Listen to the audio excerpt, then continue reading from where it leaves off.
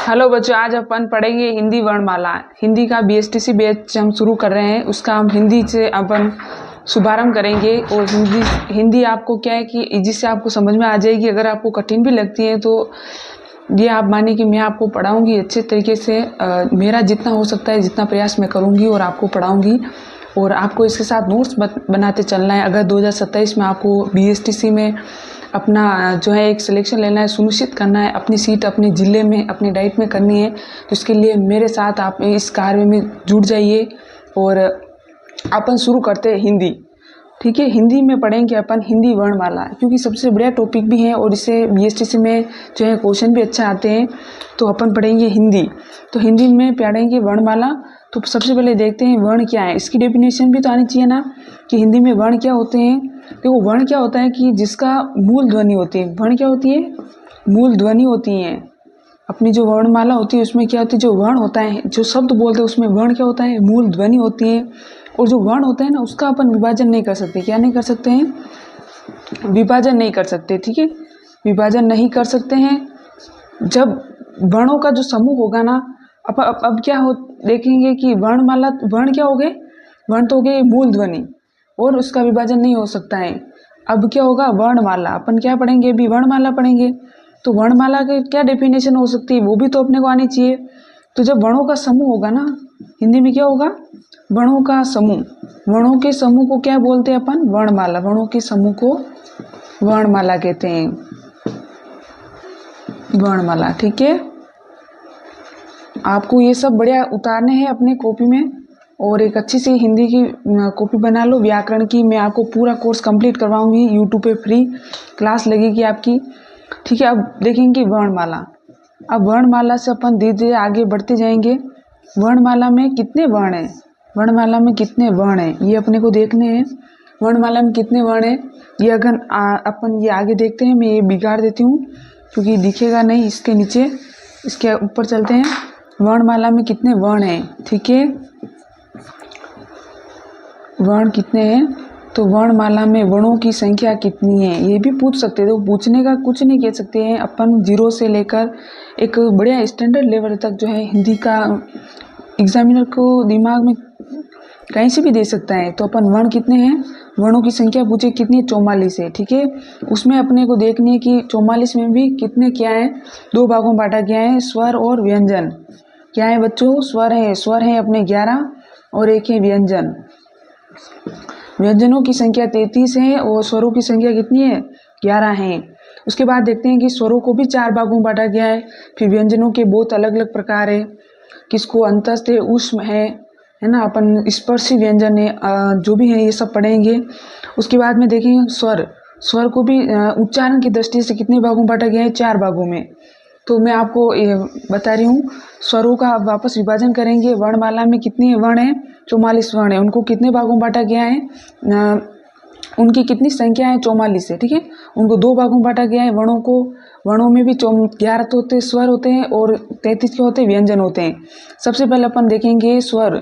स्वर को अपन विभाजन करेंगे उच्चारण की दृष्टि से। स्वरों के प्रकार, इसे उच्चारण की दृष्टि से स्वरों का जो विभाजन है वो देखेंगे। वो कितने प्रकार से बताया गया है? हमारे जो हिंदी के विद्वान हैं उन्होंने 4 प्रकार से बताया गया है। उसमें सबसे पहले देखते हैं कि मूल स्वर होते हैं। कौन से स्वर होते हैं बच्चों? जिनको ह्रस्व स्वर भी कह सकते हैं। कुछ भी पूछ सकते हैं, वो मूल स्वर की संख्या पूछ सकते हैं। मूल स्वर या ह्रस्व स्वर के कौन सा नहीं है, कौन सा है, ये अपने को क्या है, याद होनी चाहिए। सबसे पहले कौन कौन से हैं? अ है, ई है, उ है और री है। ठीक है, ये याद रखने। अ, ई, उ और री क्या है? अ, ई और उ और री है। अ, ई, उ और री। उसके बाद में है दूसरे प्रकार के कौन से हैं? दीर्घ स्वर हैं। कौन से हैं अपने? दीर्घ स्वर, जिनके बड़ी मात्राएं होती हैं। जैसे अ का क्या हो जाएगा? आ हो जाएगा। क्या हो जाएगा? आ हो जाएगा। उसके बाद में अ का आ हो जाएगा, ई का बड़ी ई हो जाएगा, उ का बड़ा उ आ जाएगा। उसके बाद में ए आ जाएगा, आई, और ओ आ जाएगा। और क्या हो जाएगा? आउ। क्या हो जाएगा? आउ हो जाएगा। आ, ई, उ, ए, आई, ओ, आउ। ये अपने को दीर्घ स्वर है। सब में बड़ी मात्राएं आ रही है। ये अपने आप में क्या है? अभी इनका भी अपन बताएंगे। इन ये शब्द क्या है जो अपन देख रहे हैं? क्या है ये? संयुक्त स्वर है अपने। ये संयुक्त स्वर कौन कौन से हैं? संयुक्त स्वर। बिल्कुल कंफ्यूज नहीं होना है, आपको अपनी कॉपी में नोट्स बनाते हुए चलना है। और दीर्घ स्वर, दीर्घ स्वर का ये सब याद रखने हैं। कितने हैं दीर्घ स्वर हैं? दीर्घ स्वर अपने 7 हैं, है ना, ये 7 है। आ है, ई है, ऊ है, ए है, आई, ओ, औ। उसके बाद में मूल स्वर की संख्या याद रखनी है। और मूल स्वर कौन कौन से हैं जिनसे जो है, सबसे पहले मूल स्वर का मतलब ये चारों लिखा रही हूँ, ये बहुत इंपॉर्टेंट है। तो संयुक्त अक्षर स्वर कौन से? संयुक्त स्वर कौन से हैं? ए है, आई है, ओ है, और क्या है? औ है। क्या है? औ है, ठीक है। उसके बाद में देखेंगे एक और आएगी, अयोगवाह ध्वनियाँ आती। क्या होती हैं? अयोगवाह ध्वनियाँ। अयोग, बिल्कुल लापरवाही नहीं करूँगी, आप भी मत करना, बिल्कुल अच्छे से मैं शुरू से शुरू करूँगी। अयोगवाह ध्वनियाँ हैं और आप डे 1 से ही आप तैयारी कर रहे हो तो बहुत शिद्दत से करना, आपका सिलेक्शन पक्का हो जाएगा। अलग अलग बार बार नहीं देना पड़ेगा, एक ही बार में अपने को एक सीट चाहिए बस। तो अम और अह है, क्या है? अयोग्य ध्वनि कौन सी है? अयोगवाह ध्वनि। पूछ सकते हैं अयोगवाह ध्वनि कौन सी नहीं है, कौन सी है। अगर ये सब मिक्स करके देंगे वो, अपने को अयोगवाह ध्वनि देखनी है। ए ऑप्शन में, बी में, सी में और डी में है, तो अयोगवाह ध्वनि कौन सी है? ये अम और अह। ऐसे अपने को याद रखना है, ठीक है। कोई भी अगर इसमें भी कुछ डाउट हो तो आप मुझे कमेंट करके बता सकते हैं। ओके, अब हम पढ़ते हैं व्यंजन। क्या पढ़ेंगे? व्यंजनों का विभाजन। अपन स्वर पढ़ लिए हैं, उसके बाद में व्यंजन। व्यंजनों में भी अलग अलग प्रकार के हैं, ठीक है। तो सबसे पहले व्यंजन, व्यंजनों का विभाजन। तो व्यंजन 33 बताए हैं अपने को, वर्णों व्यंजन कितने हैं? 33 है। उनको भी अलग अलग भागों में बांटा गया है, ठीक है। सबसे पहले अपन देखते हैं व्यंजनों में कौन से? स्पर्शी व्यंजन। कैसे हैं? स्पर्शी व्यंजन। स्पर्श व्यंजन कौन कौन से होते हैं? इनकी संख्या क्या होती है? ये 25 होते हैं। कौन से होते हैं? 25 होते हैं स्पर्श व्यंजन। सबसे पहले क, इसे याद कर लें, क च ट त, क च ट त प, क च ट त प, इसे याद कर लेना। कभी कभी अपन को इनका सीक्वेंस भूल जाते हैं, तो कैसे याद करना है? क च ट त प, क च ट त प, ठीक है। क वर्ग में कौन कौन से आते हैं वर्ण? तो क आता है, ख आता है, ग। अच्छे से ये वर्णमाला अपने को याद होनी चाहिए, क्योंकि ये वर्णमाला अपन भूल जाते हैं, पढ़ना सीख जाते हैं तो वर्णमाला भूल जाते हैं। एक बार वापस इनको बढ़िया याद कर लेना और याद हो जाएगी, ऐसा कुछ नहीं है। क च छ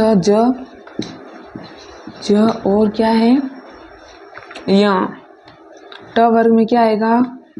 ट आएगा, ठ आएगा, ड और ण, ट ट ड ड ण। इसे याद करना है, बार बार बोलोगे लिखोगे तो अपने आप सब याद हो जाएगा। त थ द द न, त थ द द न। क्या है? त थ द द न। प वर्ग है, प वर्ग में कौन सा आता है? प फ ब ब म, प फ ब ब म, ब म, ठीक है। ये देखो, ये है स्पर्शी व्यंजन है अपने।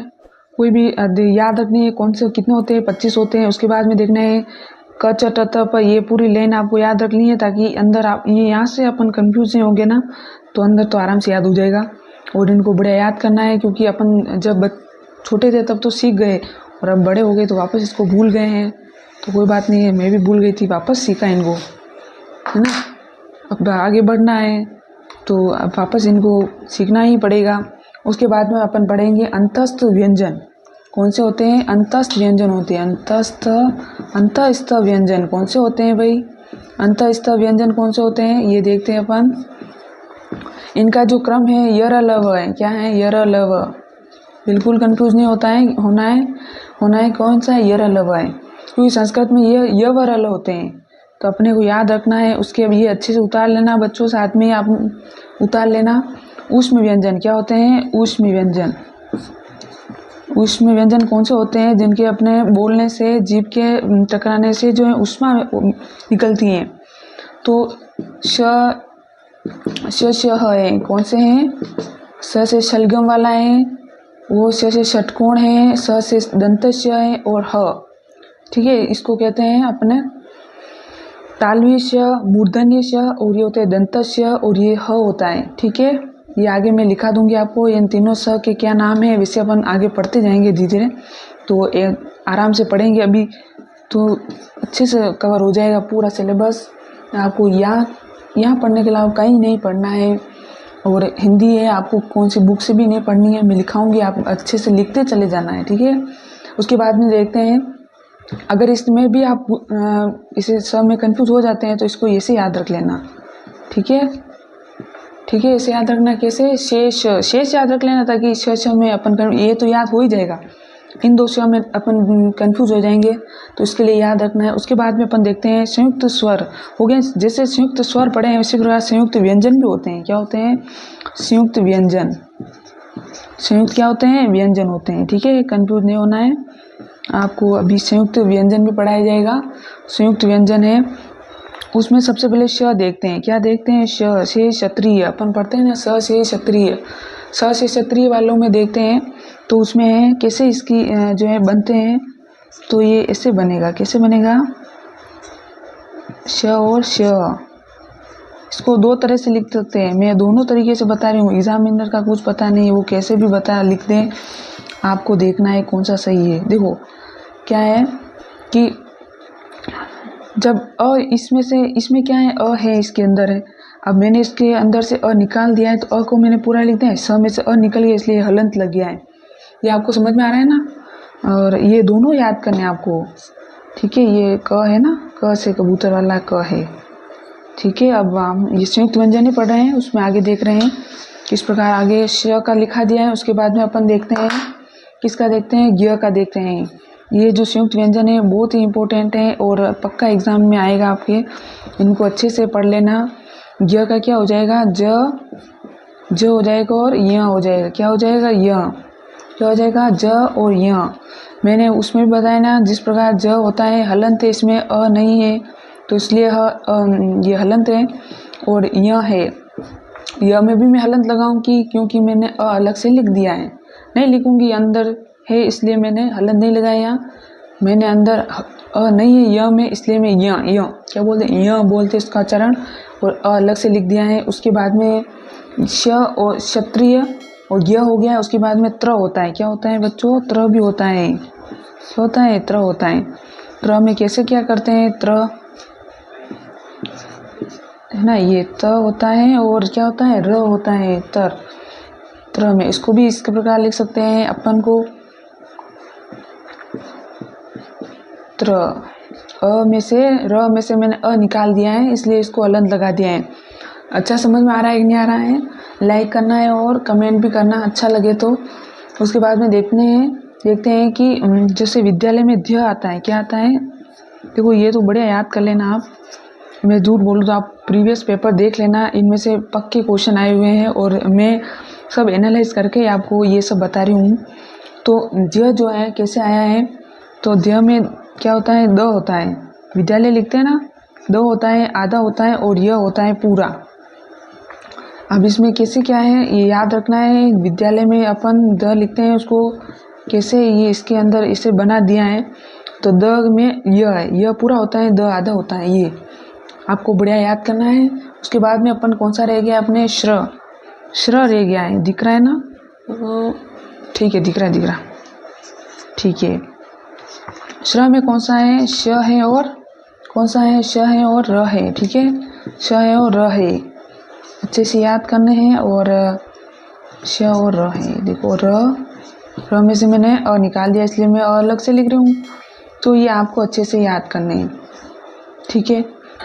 उसके बाद में कोई कंफ्यूज नहीं होना चाहिए अच्छे से इन सब में। और मैं एक बार आपको वापस बता देती हूँ कि संयुक्त स्वर और संयुक्त व्यंजन, संयुक्त स्वर और संयुक्त व्यंजन दोनों अलग अलग होते हैं, बिल्कुल कंफ्यूज नहीं होना है।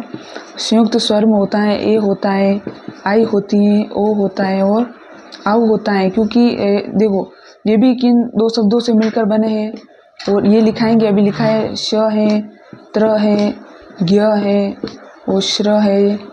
उसके बाद में एक और पढ़ा ध्य, ये भी दो वर्णों से मिलकर बने हैं, ये भी 2 वर्णों से हैं। ये भी मैं आपको लिखाऊंगी अगले वीडियो में, जिसके ठीक है ये आपको अच्छे लगे, आप अच्छे से इनको अच्छे से, बिल्कुल कंफ्यूज मत होना भाई। मैं अरे यार यहाँ मैंने थोड़ा गलत लिख दिया, संयुक्त व्यंजन लिखना था, संयुक्त व्यंजन, सॉरी है। कोई बात नहीं, अब आप देख लेना। और ये अपन को पहचान में आ रहे हैं, ठीक है। ये आपको मेन मेजर था, दोनों इम्पोर्टेंट है और ये बिल्कुल इम्पोर्टेंट है। और अभी तक मैंने जो भी पढ़ा है बिल्कुल इम्पोर्टेंट है, इसमें कोई नो डाउट है। आप अच्छे से इसको बार बार रिवीजन करना, क्योंकि एक बार में याद नहीं होंगे, बार बार रिवीजन करने से याद होंगे, ठीक है। Thank you. अब मैं